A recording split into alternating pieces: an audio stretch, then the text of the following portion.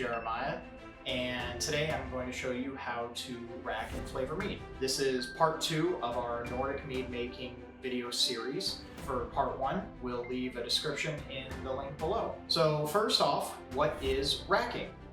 Racking is taking your mead from one vessel and transferring it to another. Now, why do we rack? During your process of making the mead, all of your yeast and yeast nutrients, such as your raisins or tablets, is going to settle to the bottom of your jug. So I don't know if you can see here, but at the very bottom, you see this whole line of basically yeast. So what we're going to do is we're going to transfer the liquid part out of this to another vessel, leaving just the yeast and the yeast nutrients on the bottom. And what that's going to do is that's going to give you a cleaner mead.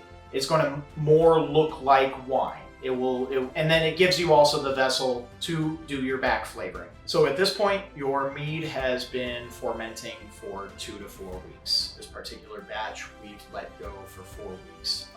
It's still been bubbling, so you want to wait until that bubbling slows down. What you're going to do is want to take off your carbuncle and just get a rubber tube.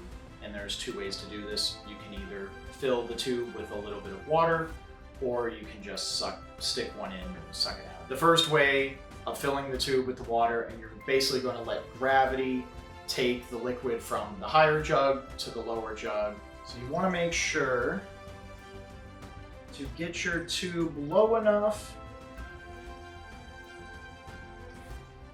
but you want to make sure you don't want to get any of the yeast and sediment on the bottom. At some point you'll get some yeast in every batch of racking, but the point here is to try to make it as clear of a liquid as possible. So it looks like we're doing pretty good here so far.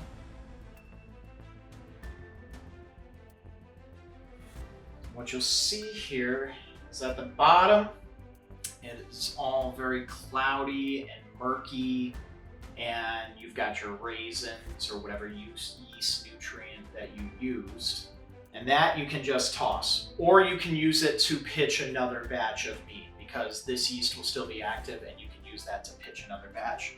So this is our racked jug of mead, and at this point you can proceed to flavoring, and you can rack 2, 3, 4 times, as many times as you like. So this mead here has already been racked once. We're going to rack it again. And this mead has also been flavored with apple cinnamon.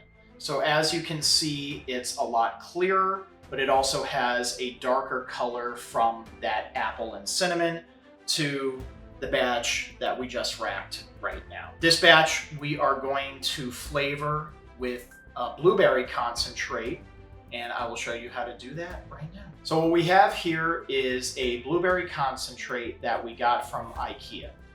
They sell a few different flavors. They sell lingonberry in the United States, kind of tastes like cranberries. They sell elderflower, similar to like Saint Germain. And they sell blueberry. My girlfriend likes blueberry, so we're going to try that. This says to mix 1 part to 4 parts water. Just consider your mead to be the water. So for this 1 gallon batch, we're going to dump this 16-ounce bottle into here. It's going to take on a nice dark color. Hopefully we left enough room. I think we're just going to call it there. We will cap this up, shake it up, get that all mixed together nice. There you go. This is a nice blueberry mead. It's got a beautiful color to it. And we will let this sit for another 2 weeks while it just kind of absorbs that flavor. It's good to drink right now. The more time you give it, the more mellow the flavor will become, the more that alcohol sharpness will mellow out. This is a wine, so just like all wine, the longer you let it age, the better it's going to taste. So after racking, you should try a little bit just to see how it turned out. So this is your mead that has just been racked. There's no flavoring added yet. Smell the honey in there. We used local Arizona honey in this batch. That's good. That's actually really good. Should almost maybe not even flavor that one. It's very sweet. It doesn't really have that alcohol bite. It's kind of mild.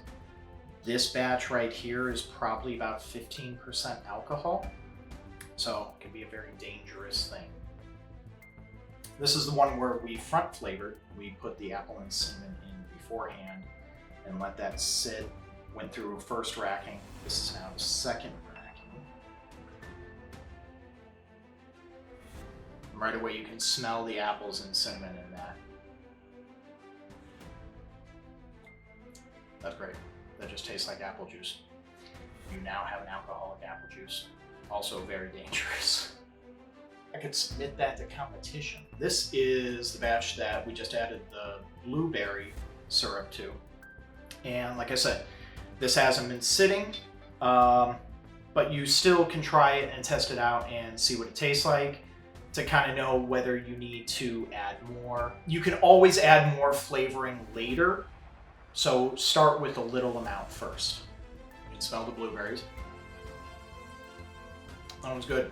A little tart. I definitely think we have room to add a little bit more, so we'll probably add the rest of it. And I think once this mellows out and the flavors fully absorb, blueberry is going to be really good. Perfect. Look at that. Shaky shake. We'll let that sit. Well, thank you all for watching. Thank everyone who came out to our Nordic Mead making and tasting at the Thunderbird Lounge. We will be making that an annual event and doing that again. Once again, you can check out that link in the description below. If you like these videos, subscribe and like, and we will put more out. So once again, thank you very much. Yeast. Yummy. I'm just gonna do that school.